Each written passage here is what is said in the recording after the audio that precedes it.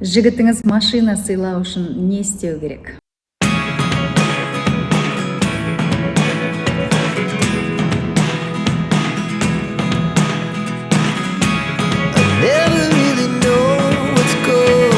Именно сізге жолдасыңыз немесе жүріп жүрген жігітіңіз сыйлық бермейді.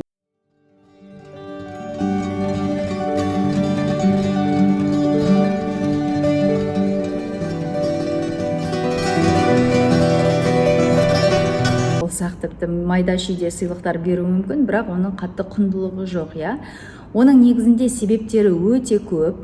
Егер сіз сол туралы білгіңіз келсе, осы видеоның соңына дейін қарауға кеңес беремін. Және егер де каналым ұнаса, міндетті түрде каналыма жазылып, лайк басып, сұрақтарыңызды тастап кетсеңіздер болады. Айтпақшы, бүгін комментарийда мен өзімнің электронды кітапшамды ойнататын боламын. Яғни ақша потогын көбейтудің 8 амалы деп аталады. Бұл кітапты мен өзім кітапша ретінде шығардым. Яғни мен Бодо Шефердің осы ақшаға қатысты көптеген ақпараттарын, әртүрлі биография кітаптардан жинап, жазып, сборник жасаған болатын. Кішігірім, өзі 10 беттен тұрады, бірақ өте пайдалы, құнды ақпараттар көп. Егер сіз осы комментарийдің астында өзіңіздің ойыңыз, жалпы осы тақырыпқа қатысты бір тамаша ойыңызды немесе сұрақтарыңызды жазып кетсеңіздер, міндетті түрде сол кітапшаны алуға болады. Ол үшін менің WhatsApp номеріма сол сообщенияның скринін жіберу керек. Одан кейін барып мен сіздерге сол кітапты жіберетін боламын. WhatsApp номерді мен осы жерде тастап кетемін. Ссылкасы описанияда бар, сол жерден алып қарасаңыздар болады. Ал мен бүгінгі тақырыпты бастаймын.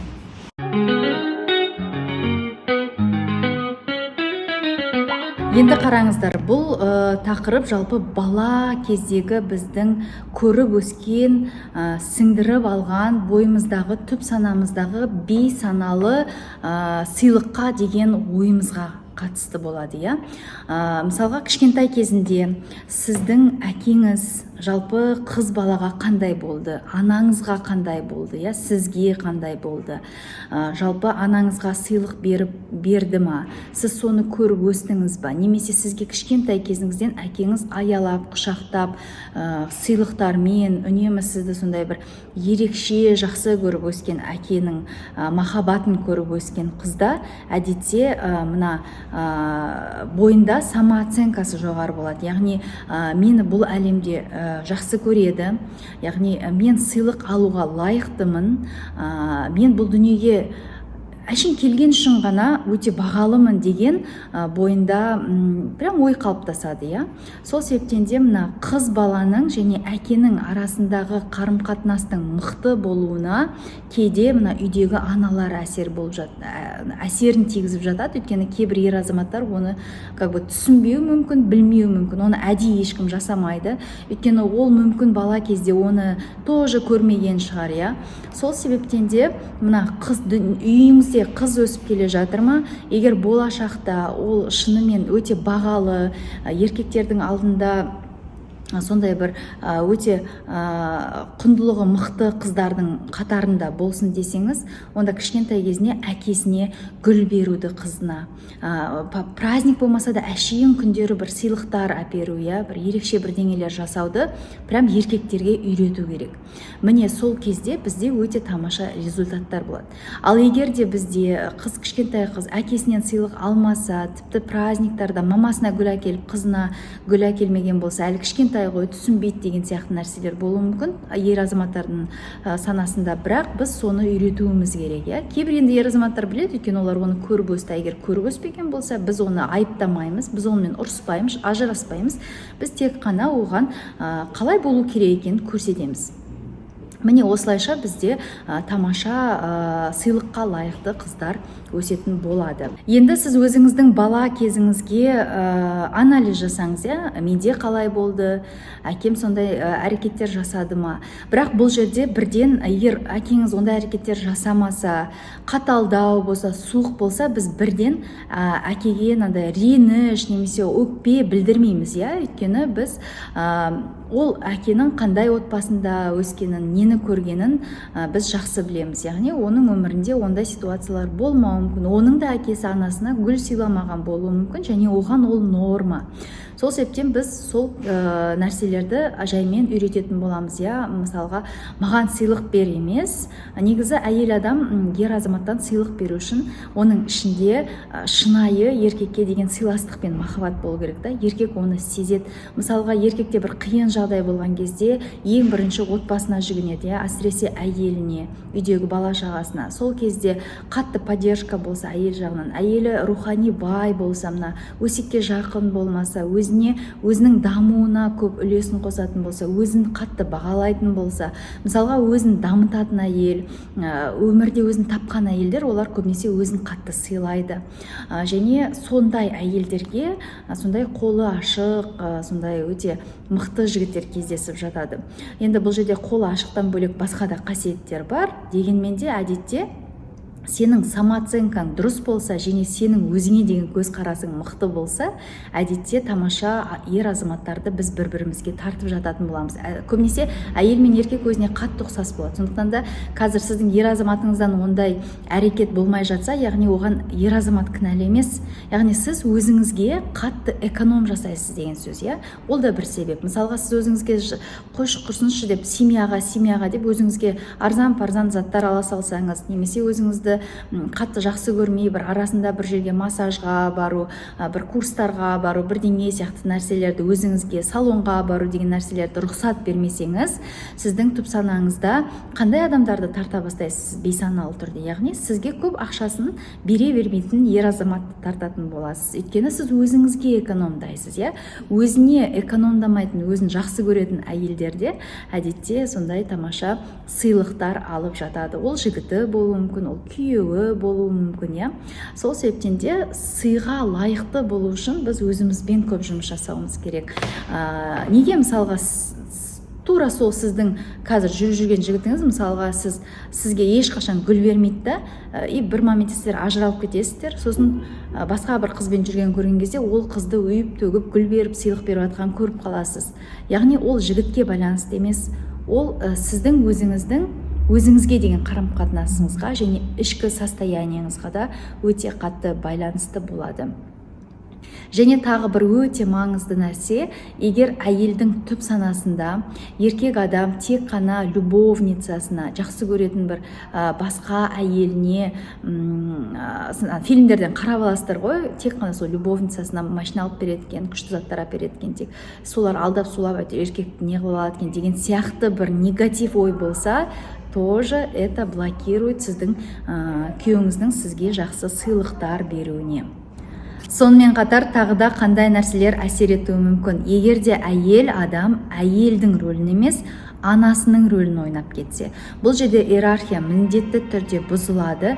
Сіз ананың рөліне өткен кезде күйеуіңіз бала рөліне өтеді. Ал баланы әдетте бала анасын қорғап өсірмейді, кішкентай кезінде оған сыйлық беріп, поделканы есептемегенде, и так далее, оған машина бермейді, зат бермейді, ол бала әлі, Соответственно, ол сізге ешқандай сыйлық жасамайды, рөлдер ауысады.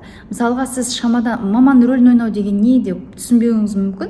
Мысалы, шамадан сіз ойбай шапкаңды кидің ба, нәскиің бәрі тиянақты ма, тамағыңды іштің ба деп каждый раз звондап, каждый раз бір мазасын алып, уайымдап сөйтетін болсаңыз, онда сіз маманың рөліндесіз қазір. Өзіңізден бәрін аяп, ойбай сен күшті бол, саған күшті зат алайық, сен жұмыста күшті бол жүр, мен жанымда күшті жігіт болу керек деген сияқты ғана қарап өзіңізге мән бермесеңіз, онда ертелі кеш оның жақсы результаттары болмайды. Или сіз өмір бақи сол бракта сондай рөлді атқарып өтесіз, және ешқандай сыйлық, бір романтика деген нәрселер өте аз болады. Тіптен болмайды десе де болады.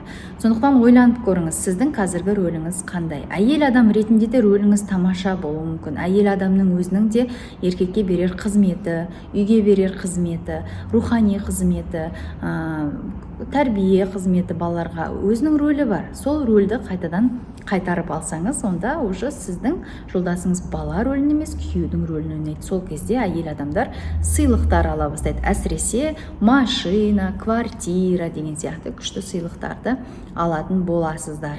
Тағы бір маңызды нәрсе, егер де сіз әйелдің емес еркектің рөлін алып кетсеңіз, мысалға үйде генеральный директор мама болса, онда әрине еркек уже кішкене әйел рөліне өтіп кетеді. Ол балалармен үйде отыруы мүмкін, ол жұмыссыз болуы мүмкін. Өйткені біз еркектің ақша потогын жауып тастаймыз. Біз оған жұмыс істеуге, дамуға мүмкіндік бермейміз. Егер де екі жасты бұл жағдай в принципе напрягать етпесе, без проблем. Бірақ енді біреуге ұнауы мүмкін, біреуге ұнауы мүмкін. Мысалға, жолдасыңыздың үйде отырған, сіздің жұмыс істегеніңіз, немесе бүткіл нәрсеге тек қана сіздің даусыңыз рөл ойнайтыны, вот осындай нәрселер тоже біздің жолдасымыздан ақша алуымызға, күшті сыйлықтар алуымызға, брендовый сумка алуымызға мүмкіндік бермейді. Қыздар, енді сіздерге бір техника айтайын. Мысалға, сізге біреу сыйлық береді. Бұл жерде бәрібір кім болса да, туысқаныңыз, әкеңіз, шешеңіз и так далее. Сыйлық берген кезде сізде қандай реакция болады? Бірден вау, күшті, рахмет па? Кәдімгідей қабылдай аласыз ба? Әлде ой, жоқ, рахмет, керек емес, мен жай жасадым, ол немес деп бір өзіңіздің еңбегіңізді отрицать етсеңіз, яғни сізде ақшаға қатысты, сыйлыққа қатысты мықты блоктар бар деген сөз. Яғни сіз сыйлықты қабылдай алмайсыз. Яғни бұл бізде бала кездегі травмалар, яғни бала кезімізде қатты бір нәрсені қалаған кезде, бір нәрсені сұраған кезде, алып бермеген жағдайда, бізді кішкентай кезімізде қатты бағаламаған жағдайда, бізге толыққанды тұлға деп қарамаған жағдайда, осындай самооценканың түсіп кетуі және де әйел адамның сыйлық ала алмауының басты мақсаты сол болады. Сондықтан сізге тіпті сізді өліп талып жақсы көріп атқан, сыйлап атқан жігітіңіз де, күйеуіңіз де сізге сыйлық бермейтін болады. Негізі айта берсең, бұл тақырыпқа қатысты себептер өте көп. Сондықтан да егер де бұл мәселені шешем десеңіз, онда мен сіздерді офлайн немесе онлайн консультацияға шақырамын. WhatsApp номерге жазыңыздар, сіздерге барлығын түсіндіріп айтатын боламыз. Бұл видеоның әлі жалғасы болады, өйткені әлі айтылмаған талай себептер бар. Сондықтан қыздар, сіздерге айтарым, өздеріңізді жақсы көріңіздер, өздеріңізді сыйлаңыздар, өздеріңізге сыйлық беруді үйреніңіздер, тек қана біреуден күтпеңіздер. Және сонымен қатар бұл жерде тек әйел ғана беру керек деген ұғым болмау керек. Яғни ер азаматқа да андасында қуандырып, егер өзіңіздің жұмысыңыз, жалақыңыз болса, хотя бы праздник кездері бір ай сайын бір мелкий шүйде нәрселер болса да беріп тұрыңыздар.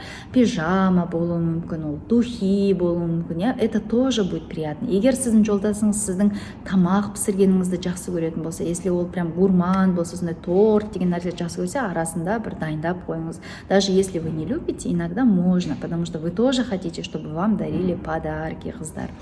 Вот. Сондықтан да консультацияға келіңіздер. Электронды кітапшаларымыз бар, ақша потогына қатысты өзімнің 3-4 кітапшам бар. Бәрі электронды кішігірім кітапшалар, 10 беттен аспайды, бағалары да қатты қымбат емес, но ішінде қаншама жылдар түсініп оққан маңызды ақпараттар бар. Бізде көбісі электронды кітап сатылады. Неге сондай кішкентай дейді? Мен айтамын, ол кітап емес, ол кітапша. Одан кейін ол жерде тек құнды ақпараттар. Бізде кітап деген ұғымды айтқан кезде көбісі ойлайды, ойбана 200 беттік, 300 беттік кітап ғана деп елестейді. На самом деле кітап пен кітапшаның айырмашылығы бар. Және де 2 сағат оқып отырғанша нақты керек жерлерін үзіп алып алсын деп, сол кішкентай кітапшаларды сондай мақсатпен жасаған болатынмын. Сол себептен де оны да алуға кеңес берем. Көбісі ақшаға байланысты, потоктарға байланысты, сондықтан да міндетті түрде қарап көріңіздер. Ал мен сіздермен келесі көріскенше күн жақсы деймін.